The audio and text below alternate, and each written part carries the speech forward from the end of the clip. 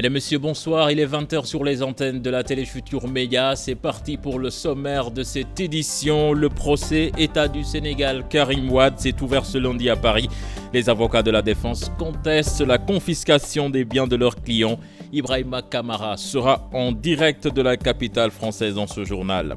Vaste opération d'incinération de drogue aux mamelles, près de 7 tonnes de chanvre indien, 78 grammes d'héroïne, 39 kg d'amphétamine, entre autres, ont été détruites. Vive tension à Thiès, les femmes de Benno Bokk Yakaar se donnent en spectacle pour l'élection de la coordonnatrice départementale. À suivre dans ce journal les précisions de notre correspondant sur place, Cheikh Anta Diop.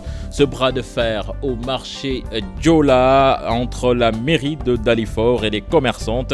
Ces dernières refusent de s'acquitter des taxes municipales. Elles veulent être rattachées à la direction du marché central aux poissons.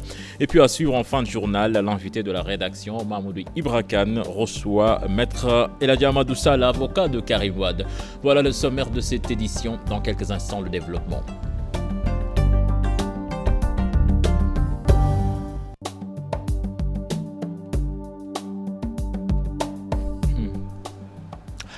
Ibrahima Kamara, bonsoir. Bonsoir, cher Tigane. Ibrahima Kamara, vous êtes en ligne en direct de Paris. Ce matin, le procès Karim Wade, État du Sénégal, s'est ouvert. Alors, au premier jour de l'audience, qu'est-ce qu'on peut retenir ? Alors, ce qu'on peut retenir, cher Tigane Diao, c'est que l'audience a débuté à 13h44 heure locale. D'entrée, la grâce accordée à Karim Wade a été évoquée. Après suspension et concertation du président et ses assesseurs, l'audience a repris. Il a été question d'une requête déposée par l'État du Sénégal en vue de confisquer des biens immobiliers appartenant à Karim Wade et Bibo Bourgi à Paris. Les avocats de la défense ont défendu leurs clients en s'appuyant sur une absence totale de convention entre les deux pays qui pourrait permettre à l'État du Sénégal de mettre la main sur ces biens et qui appartient à Karim et à Bibo Bourgi. Alors, au cours de l'audience, cher Tian, les avocats de la défense et le ministère public ont axé leur plaidoirie sur la qualification des termes et l'inadéquation des droits français et sénégalais. Le recel, le vol, le blanchiment ou le détournement des deniers publics sont entre autres termes souvent soulevés lors du procès. Il a été beaucoup question aussi de la CREI, dont les avocats de Karim Wade ont fustigé le comportement durant le procès de Paris. Maître Ciré Clédor Ly, en brandissant l'article 713-37 et l'article 713 alinéa 9, a battu en brèche le droit et l'exécution d'un tribunal étrangère à la France sous réserve de sa constitution. Poursuivant sa plaidoirie, il a aussi souligné la réserve héréditaire, l'individualisation des peines faisant référence au bijou qui appartient à la défunte femme de Karim Wade. Alors, ce qu'on peut retenir d'important d'autre, Chartigan, pour finir, c'est que la décision de la Cour sera rendue le lundi 26 septembre 2016 au tribunal de grande instance de Paris, Chartigan Diao. Ibrahima Kamara, merci pour ces précisions. Nous allons à Thiès où les femmes de Benno Bokk Yakaar se sont données en spectacle pour l'élection de la coordonnatrice départementale. La tension est vive. Certains contestent la manière dont le bureau a été établi. L'Assemblée générale s'est terminée en queue de poisson. Nous y reviendrons certainement avant la fin de ce journal avec Cheikh Anta Diop. Vive tension également au marché Diola de Pikine ce matin, arborant des brassards rouges. Des commerçants ont étalé leur désaccord avec la mairie de Dalifort. Là également, nous y reviendrons tout à l'heure. Le sous-préfet de Dakar a procédé aujourd'hui à une opération de désencombrement dans divers endroits de la capitale sénégalaise. Les alentours de la prison de Rebeuss visités pour déloger les mécaniciens qui y travaillent. Une opération destinée une fois de plus à rendre Dakar plus propre. Aïssatou Païfal. Rien n'a été laissé en rade pour rendre les alentours de la prison de Rebeuss propres. Les bulldozers sont à l'œuvre, les garages de mécanique de fortune et autres étals ont tous été démolis, sous la supervision des autorités administratives et le regard impuissant de quelques victimes. Sans ignorer, ce qu'il y avait ici quand même avait posé un problème de sécurité, un problème de salubrité et un problème surtout de mobilité. C'est dans ce cadre-là, effectivement, que nous avons mené cette opération-là. Les désencombrements posent toujours des problèmes. Mais il faut dire que nous avons pris les dispositions pratiques d'abord pour tenir des réunions avec ces populations, pour les sommer et leur accorder le délai pour pouvoir en tout cas évacuer leurs bagages. Les riverains, quant à eux, se réjouissent. Avec beaucoup de plaisir de voir que finalement les gens sont venus nous aménager notre coin et que cet endroit-ci date de 120 ans. Nous faisons partie des premiers habitants du quartier et nous aurons souhaité quand même que cet endroit soit l'un des endroits les plus belles. Pour ce mécanicien, il ne peut que se plier à la volonté des forces de l'ordre, même si pour le moment, il ne sait où aller. Nous habitons ici. Nous ne sommes pas là pour semer le désordre. Les autorités veulent rendre la ville propre. Nous sommes de tout cœur avec elles, même si nous ne savons pas ce que nous allons faire. Nous restons à l'écoute. Nous avons reçu des sommations et depuis, nous ne travaillons plus. Après la prison de Rebeuss, direction rue Belfort, suivie d'une autre opération de désencombrement à l'ancien palais de justice, pour rendre la ville de Dakar propre. Nous allons à Sédhiou. La grande mosquée de Jules Kounda s'est affaissée en pleine construction. Les populations en colère contre l'entreprise Tiawen Travaux. En effet, les services de l'urbanisme avaient demandé l'arrêt des travaux faute d'autorisation de construire. La construction de l'édifice, rappelons-le, est financée par l'international sénégalais Papis Demba Cissé. Plus de détails avec Bakary Conté et Salah Samb. Cette mosquée, financée par l'international sénégalais Papis Demba Cissé en pleine construction, s'est écroulée ce lundi. Je me suis demandé d'abord, est-ce qu'il y avait pas de personne? On me dit qu'il n'y a personne là-bas. J'ai dit que ça suffit. Maintenant, j'ai souhaité, j'ai demandé bonjour. Si, parce que par exemple on avait déménagé pour être là-dedans pour prier, la catastrophe là, ça allait nous trouver.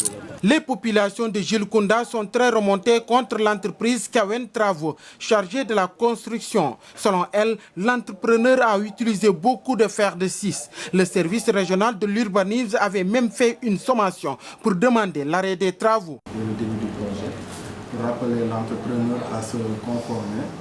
Bon, à cet effet, une sommation a été donnée.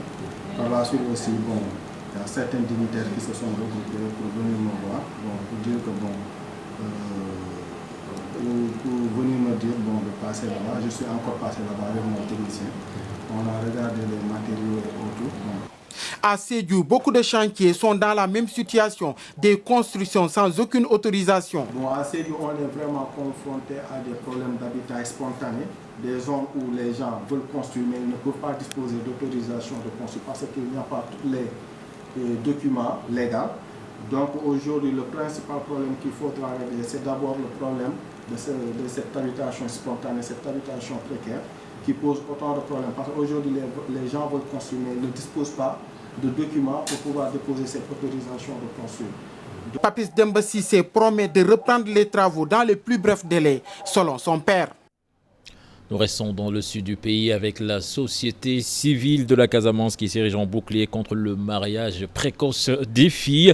Elle indique que l'État doit punir sévèrement ceux qui donnent des filles mineures en mariage et ceux qui les épousent également. Mieux, elle estime même que l'âge légal du mariage des filles qui est actuellement fixé à 16 ans doit être relevé à 18 ans. Je propose d'écouter des explications de la responsable de cette campagne. Elle s'appelle Aminata Diop. Elle est interrogée par Boubacar Diassi. C'est un fléau qui est là. Et les gens, parce qu'il n'y a pas des actions dissuasives, les gens se taisent sur des choses et soit disant que soit c'est un parent proche et ils ne dénoncent pas. On doit les dénoncer et les auteurs doivent être punis. Il reste à l'État de pouvoir mettre des textes opposants à ces mariages d'enfants. Il y a autre chose, on est en train de lutter, la société civile, sur le mariage qui est fixé à 16 ans. Et quand on parle d'enfants, ça veut dire que l'enfant qui a l'âge de 16 ans est un enfant. La législation nous dit qu'à partir de 18 ans, l'enfant n'est plus enfant, il est majeur. Mais si on ramène le mariage d'enfant à 16 ans, c'est se contredire. Donc il faudra lutter pour que l'État repousse ce mariage d'enfant et l'amener jusqu'à au-delà de 18 ans.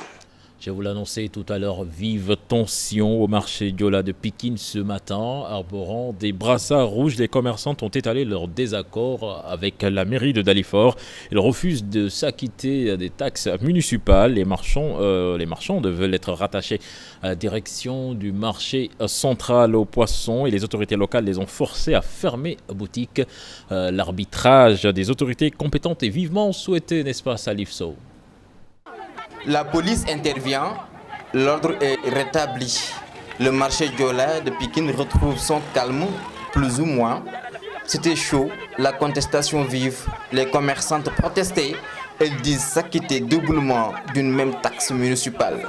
On ne peut pas payer 2 taxes par jour, c'est inadmissible. À l'entrée, on paye les gros véhicules, 13 000 francs, petits véhicules, 7 000 francs. Inadmissible. On ne peut pas être victime du bateau Diola et être victime de l'acte 3 de décentralisation. Cause pour laquelle on demande au chef de l'État de revoir cette loi. Le marché est géré par la primature. On doit rester à la primature parce qu'on ne peut pas prendre le cadre du marché de la primature et le transférer à la commune de Dalifort. À la mairie de Dalifort, le discours varie. Les autorités locales disent opérer au marché Diola légalement. Ce n'est pas la commune de Dalifort qui s'est octroyé délibérément le marché Diola. C'est suite à un décret présidentiel qui avait créé une commission pour la répartition du patrimoine de l'ancienne ville de Pikine. Et ce marché Diola, comme les autres marchés, ont été affectés aux communes. C'est-à-dire si on avait une porte d'entrée qui mène directement vers le marché Diola, je pense que le problème serait résolu. Mais on ne peut pas être dans un marché, exercer ses activités et ne pas payer une taxe. Non, nous leur demandons simplement de payer la taxe. Un véritable dialogue de sourds s'est installé entre la mairie de Dalifort et les commerçantes du marché Diola de Pikine. La tension reste vive. Almadies de Rufisque, les habitants souffrent de manque d'eau, d'électricité et d'assainissement. Face à la presse, ils ont déversé leur colère sur le promoteur qui n'a pas respecté, selon eux, ses engagements pour la viabilisation du site.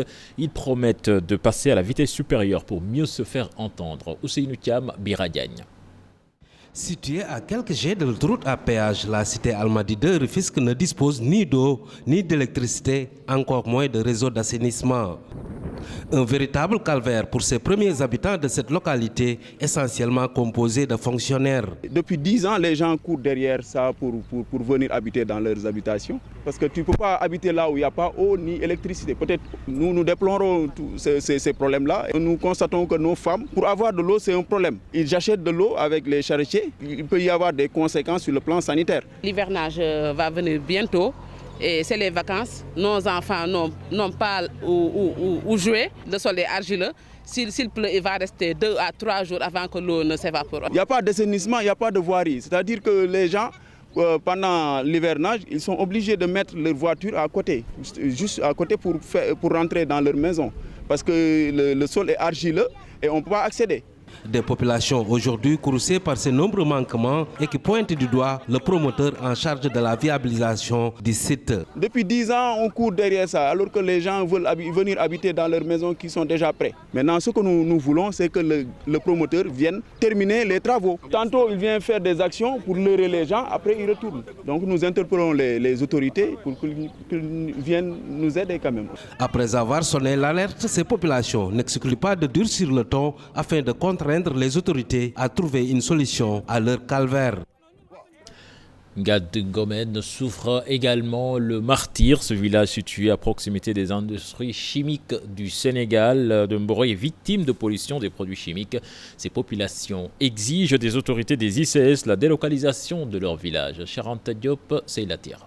Gadungomen, un village situé à proximité du site minier des ICS. Les populations de cette localité souffrent énormément. Elles sont victimes de pollution. Les populations vivent dans une pauvreté extrême. La misère se lit sur ces visages. Ce village subit quotidiennement la pollution et différents types de pollution. Il y a la pollution sonore d'abord par les engins, les gros engins qui sont là. Il y a aussi la pollution avec les poussières qui s'échappent de l'exploitation du phosphate. Et il y a aussi la pollution chimique avec les produits chimiques qui s'échappent des ICS. Et vous en avez pour preuve le rapport là de l'ICP de Taïba Ndiaye lors d'une fuite qui était passée ici où il y avait créé beaucoup d'anomalies. Il y a différentes maladies, surtout les maladies pulmonaires. Donc on est en devoir de soupçonner que ce sont cette exploitation minière-là qui en est la cause. Soucieux de leur avenir, ces habitants de Gadongomen interpellent les autorités pour que leur village soit délocalisé. Cette population aujourd'hui ne souhaite rien d'autre que d'être délocalisée et ensuite les indemniser. Il y a des villages qui ont été déplacés, qu'on a indemnisés, mais comment on les indemnise? Toi, tu as un pied de manguier peut-être qui peut te rapporter 50 000 ou 40 000 francs l'année. On t'indemnise 40 000 francs pour toute une éternité. Donc nous disons toujours que cette indemnisation-là est injuste et elle est insuffisante. Le coordonnateur de l'antenne régionale des organisations de la société civile publié Ce que vous payez lance un plaidoyer en faveur de ces populations. Là où il y a exploitation, forcément il y aura des conséquences. Le privé qui est venu s'installer ici, il est venu pour faire du profit. Les populations, comme elles l'ont dit tantôt, elles sont dans une logique de survie, mais il appartient à l'État central d'essayer de faire de telle sorte que ces collectivités locales, que ces entreprises qui sont installées, les ressources générées par ces différentes industries puissent impacter non seulement au niveau local, mais au niveau central. Interpellés sur la question, les autorités des industries chimiques du Sénégal affirment que la délocalisation de ce village est bel et bien dans leur projet. Cher Anta Diop, merci. Je vous le disais dans les titres, cette vaste opération d'incinération de drogue ce matin au Mamel, entre autres substances réduites en cendres, 7 tonnes de chanvre indien en kilogrammes de cocaïne. Une opération dirigée par le ministère de l'Intérieur. Nos reporters Maïmouna Ndiaye et Maudou Diop y étaient. Une incinération de drogue sous toutes ses formes. Plus de 7 tonnes de chanvre indien, de la cocaïne, de l'héroïne, entre autres. Cette cérémonie marque la fin de la semaine nationale de sensibilisation et de mobilisation sur les drogues. C'est un signal fort, comme d'habitude, que le gouvernement du Sénégal lance à la population, mais surtout aux ennemis irréductibles que sont les trafiquants de drogue. Donc je pense que la semaine se termine aujourd'hui avec cette incinération. Il reste entendu également que dans les régions, des cérémonies similaires seront organisées également. L'Afrique présentée comme un continent à forte consommation de drogue, le ministère de l'Intérieur se dit conscient de la menace. Ça nous inquiète véritablement et c'est pourquoi le gouvernement du Sénégal n'aura de cesse vraiment de mettre en œuvre tout ce qui est humainement possible et dans la limite de nos moyens également pour lutter contre ça. Il y a tout un arsenal juridique également. Tout cela fait que vraiment c'est un problème que le gouvernement mesure à sa juste dimension. Une mobilisation qui demande une synergie d'action au-delà de la répression. Les forces de défense et de sécurité misent sur la sensibilisation. Il n'y a pas que la répression que le Sénégal a choisie. Il y a également une approche sensibilisation et prévention. Et ça, c'est du domaine de la société civile et de vous-même, acteurs de la presse. Donc il y a cette sensibilisation en direction des couches vulnérables pour les empêcher, n'est-ce pas, de tomber dans le milieu de la drogue. La valeur marchande de cette saisie est encore méconnue. Toutefois, les autorités compétentes promettent de renouveler cette opération chaque fois de besoin. Maïmouna Ndiaye, certains se posent des questions sur la traçabilité des quantités de drogue saisies. En effet, il est remarqué que l'accusé est souvent présenté au tribunal avec un simple échantillon. Pourquoi ont-elles procédé? Le substitut du procureur Adam Ndiaye évoque l'article 146 du Code des drogues. Nous écoutons ses explications.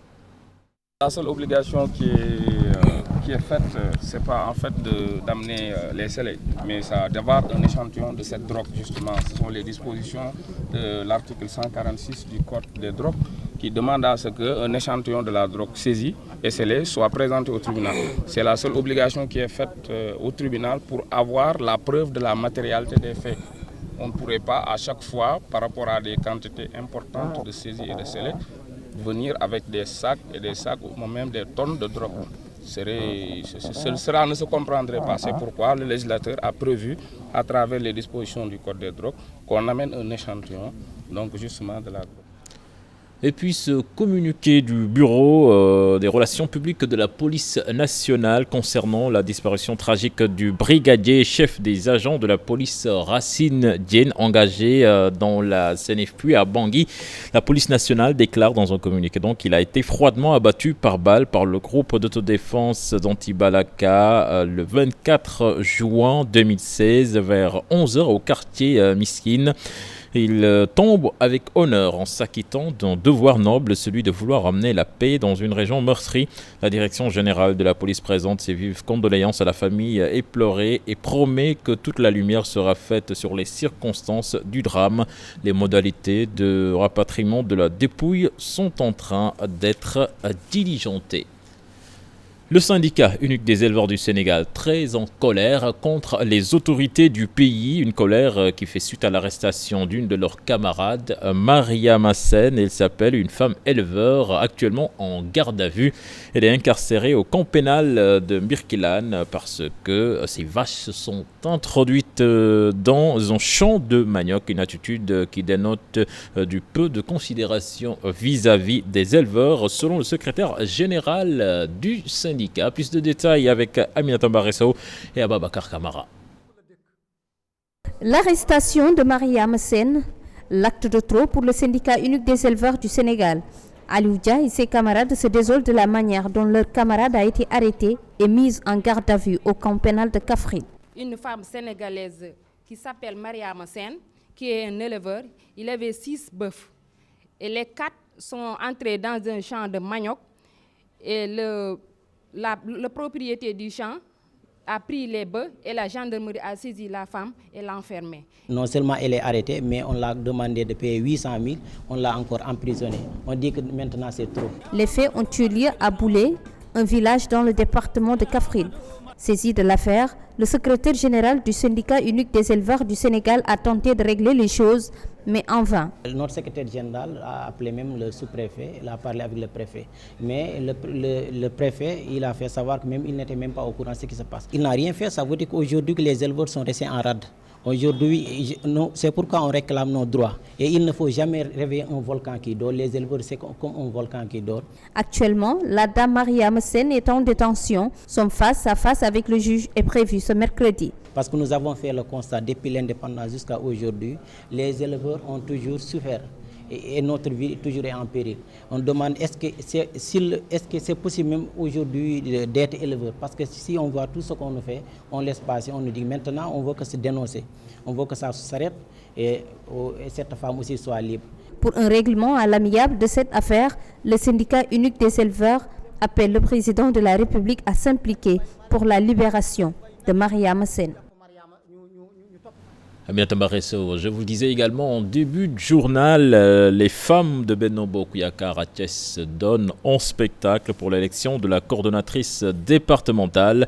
Certaines d'entre elles contestent la manière dont le bureau a été établi et l'Assemblée générale s'est terminée en queue de poisson. Plus de détails avec Seila Tir et Cherante Diop.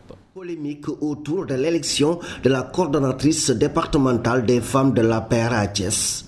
L'Assemblée générale s'est tenue dans des conditions stressantes. Le bureau mis en place a été contesté par certaines femmes. Les femmes de Benno Bokk Yakaar de Thiès se prêtent un spectacle des huées au menu de leur rencontre.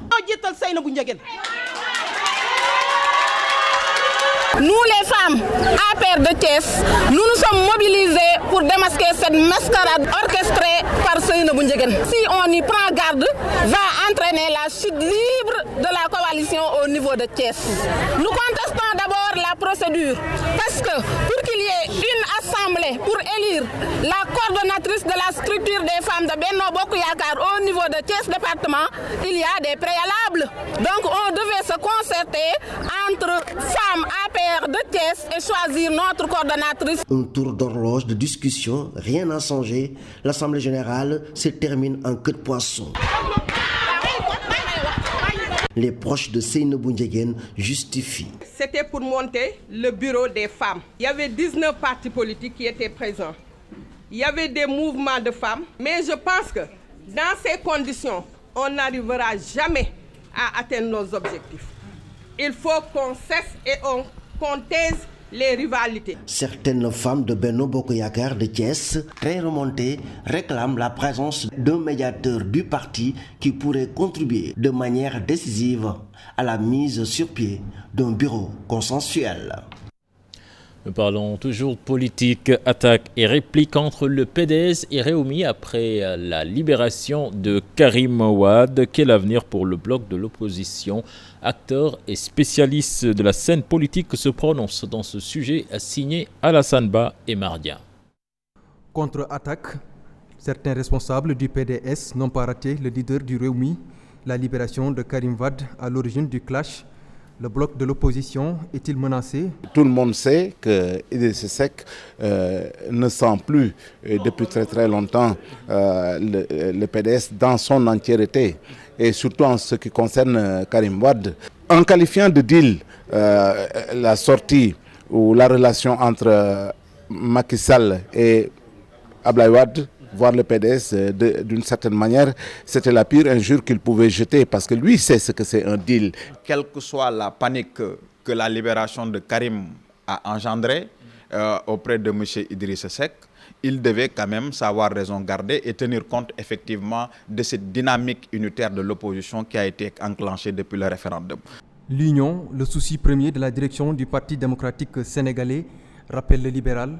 Les membres de l'opposition doivent poser le cas Idrissa Seck sur la table. Je réaffirme ici que notre candidat, en l'occurrence M. Karim Wade, et notre secrétaire général M. Abdoulaye Wade ne sont dans aucun deal. Maintenant, quand Idrissa Seck sape aujourd'hui cette dynamique unitaire, mais la responsabilité lui incombe. Mais je pense que l'opposition dans son ensemble doit pouvoir poser le problème de M. Idrissa Seck sur la table pour pouvoir le dissuader d'arrêter ses attaques. Une situation qui n'arrange nullement les deux partis. C'est une très mauvaise querelle, d'autant que l'opposition aujourd'hui a besoin, non pas d'une unité, mais en tout cas de plages de convergence pour pouvoir gérer ses difficultés, son futur. Nous sommes dans le cadre du dialogue national. L'opposition unie pour relever les défis de 2017 et 2019, c'est le souhait de Mamadou Bassirou Kébé. Toutefois, il rappelle que le PDS est la locomotive de l'opposition sénégalaise. Et puis mutisme au PDS autour de la libération de Karim Wade. En effet, de nombreux dirigeants du Parti démocratique sénégalais refusent de se prononcer là-dessus. Est-ce par pure stratégie? Écoutez les éclairages d'Ibrahim Bahoum, analyste politique qui a rencontré nos reporters Nafissatou Silla et Mardien. Motus et bouche cousue au Parti démocratique sénégalais. Depuis la libération de Karim Wade, pas un seul dignitaire n'est monté au créneau pour se prononcer. Un silence qui étonne plus d'un, mais qui aurait plusieurs raisons. Il faut se dire qu'aujourd'hui, il y a une nouvelle donne dans le PDS. Avec la libération de Karim, on a l'impression que si ce n'était pas le cas, c'est maintenant que le président Wade, Maître Wade, est en train de reprendre son parti à main. Ils auraient peut-être, je dis peut-être, reçu consigne de ne pas aller plus loin dans les commentaires en attendant d'en savoir plus. Ou alors, peut-être il ne faut pas non plus gêner des gens, effectivement, qui ont commencé à travailler là-dessus. Dans quelle perspective, je ne sais pas. Maître Wade lui-même, qu'on pense être le maître du jeu dans cette affaire-là, qui ne se trouverait pas en déphasage par rapport au reste, peut avoir donné consigne de se taire. Consigne ou non, Ibrahim Bahoum, par une analyse pertinente, souligne qu'il pourrait s'agir d'une stratégie. D'autres également peuvent vous dire que c'est une stratégie de communication. On laisse le pouvoir communiquer, on laisse les adversaires de Karim communiquer, on laisse communiquer ceux qui pensent qu'il y a eu deal ou qu'il n'y en aurait pas, peu importe. Disons, peut-être que la stratégie peut être, laissons ces gens parler, après nous, on sortira. Ça peut se faire. Autrement dit, laissez l'adversaire venir, connaître ses intentions, connaître sa technique et répliquer. Ça peut expliquer un silence. Seulement, ce silence n'est pas habituel au sein du Parti démocratique sénégalais. Rien, ils réagissent rapidement à fleur de peau, ils sortent rapidement un truc. Non, je pense que cette fois-ci, ils ont commencé à s'assagir, mais c'est parce que, comme je dis, Maître Wade est peut-être en train de prendre son parti en main, carrément, et les gens se disant qu'il y a un nouveau leadership qui se dessine, personne ne voudrait avoir Karim contre soi. Cette omerta des dignitaires du Parti démocratique sénégalais, instruction ou pas, n'a pas échappé aux Sénégalais au moment de la libération de Karim Wade. Nafissa Toussila, à présent la synthèse de l'actualité internationale. C'est avec Daniel Diouf. Antoinette Sassou Nguesso, l'épouse du président congolais, convoquée devant la justice américaine. Une convocation à laquelle Mme Sassou Nguesso ne compte pas répondre, avait indiqué début juin son avocate. L'homme à l'origine de l'affaire est anglo-libanais, actionnaire majoritaire d'une société de bâtiments, l'un des plus grands groupes privés du Congo. C'est lui et son associé américain qui ont déposé une plainte contre l'État congolais pour des travaux impayés entre 1983 et 1986. La dette s'élève aujourd'hui à 1 milliard d'euros, soit 17% du budget du Congo. Au Nigeria, 2 kamikazes ont tenté ce lundi de pénétrer à l'intérieur d'une mosquée de Maïdougouri, mais ils ont été les seuls à mourir de l'attaque. C'est lors de la première prière de l'aube que les 2 hommes ont voulu entrer avec leurs engins explosifs dans la mosquée où priaient de nombreux fidèles musulmans. Mais ils ont été stoppés par un membre d'un groupe d'autodéfense qui montait la garde à l'entrée de la mosquée. En Afrique du Sud, le ministère des Finances, désigné par la justice pour définir la somme que doit rembourser le président Jacob Zuma dans l'affaire dite de Kanzla, a rendu son verdict. Jacob Zuma devra reverser à l'État sud-africain la somme de 500 000 $. Elle correspond à environ la moitié des frais publics engagés pour rénover sa résidence privée dans son village natal. La somme imposée équivaut à une partie des travaux effectués dans sa propriété privée par de l'argent public, précise le Trésor. Enfin, la Commission des institutions européennes ne doit garder que le français et l'allemand comme langue de travail. L'anglais doit être donc ôté de la liste. C'est le sentiment de certains politiciens européens qui réagissent ainsi après le référendum du 23 juin dernier, au cours duquel les Anglais ont voté pour leur départ de l'Union européenne.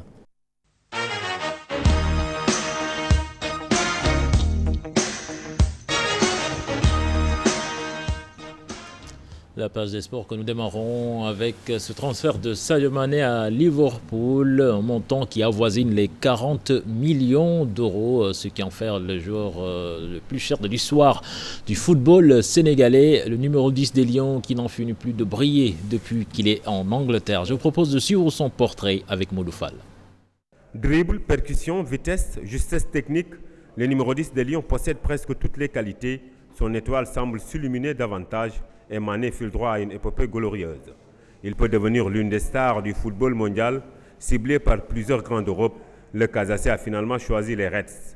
Liverpool, nouvelle destination de l'un des piliers fondamentaux de la sélection nationale, Sadio a coûté 25 milliards de francs CFA, faisant de lui le 3e joueur le plus cher de Liverpool. Sadio, en tant que Saints, a inscrit lors de cette saison 11 buts. Le Sénégalais a permis à son ex-club Southampton de finir 6e du championnat anglais et qualifié en Ligue Europa. Né il y a 23 ans à Sédhiou, ville située au sud du Sénégal, le tout nouveau Red a appris à jouer au ballon dans la rue, comme la majorité des footballeurs africains. Il intègre le centre de formation Génération Foot à l'âge de 16 ans, un centre qui est un filiale du FC Metz. Naturellement, il rejoint le club lorrain en 2010. Il intègre le groupe professionnel à l'aube de la saison 2011-2012.